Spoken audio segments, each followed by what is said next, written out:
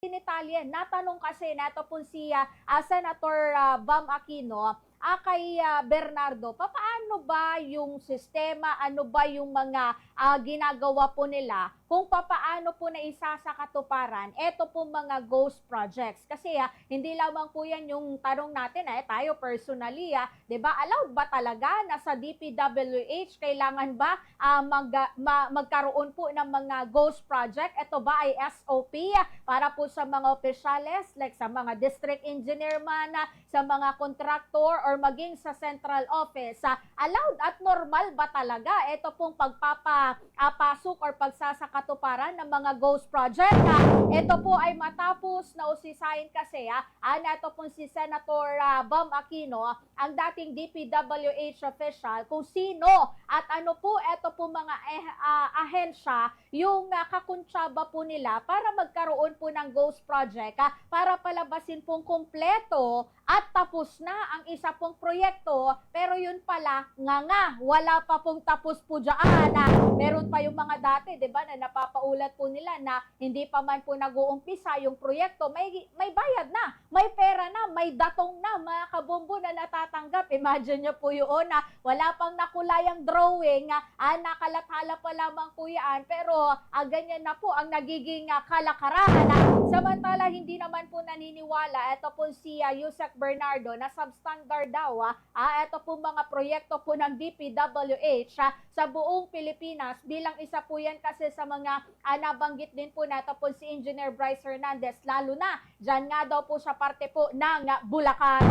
Narito pakinggan at panoorin po ninyo ito po palitan ng bahagi po ng pahayag ni Senator Bam Aquino, kasama po ito po si Undersecretary Roberto Bernardo. Okay, pakidetalye nga. Ito rin yung tanong ko kay Secretary Bonoan nung secretary pa siya, no, first hearing po natin.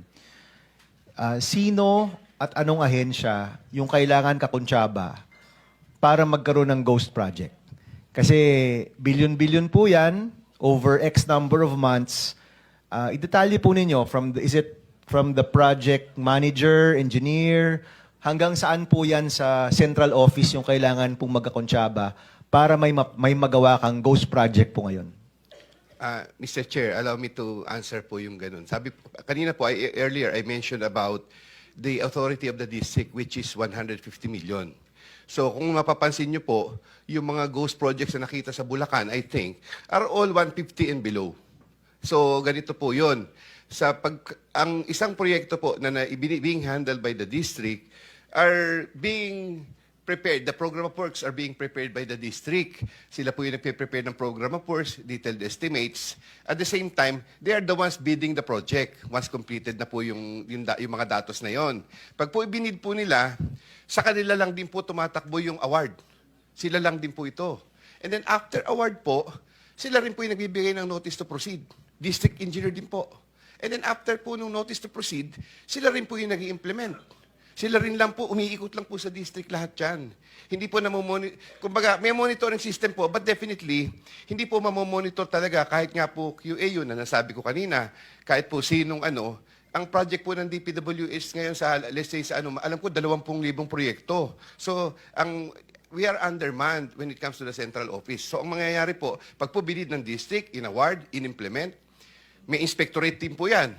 Sila rin po ang kukolekta. Ang dokumento po, sila na lang po pumipirma. Yusek, pakidetalya. Kunyari, anong posisyon?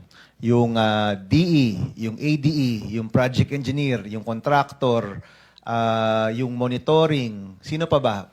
Tama ba itong sinabi ko? May kulang pa ba? Sino yung kailangan nag-connive or nagkaroon ng conspiracy para magkaroon ng isang ghost project? Kasi isipin nyo, ganun kalaking proyekto, ganun ilang buwan dapat yan, ilang tao yung nagpikit mata para magkaroon ng ghost project na completed at bayad na?